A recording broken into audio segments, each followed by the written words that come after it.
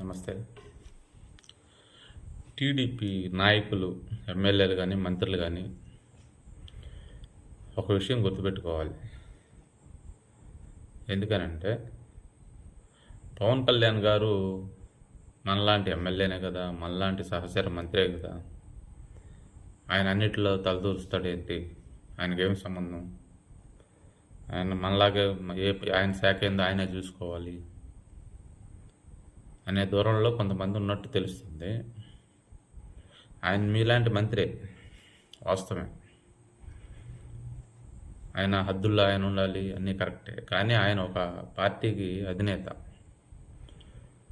ఒకవేళ 24 ఎన్నికల్లో ఆయన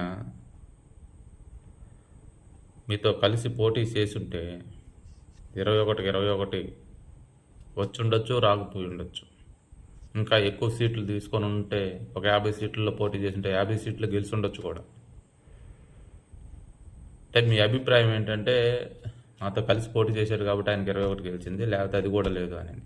21 కాదు, ఒక్క సీటు గెలిచినా సరే ఒక పార్టీ ఉంది, ఆ పార్టీకి అధినేత, ఆ పార్టీకి మీ సహకరించింది, అది దృష్టిలో పెట్టుకోవాలి. అది చంద్రబాబు నాయుడు గారికి, లోకేష్ గారికి ఉంది.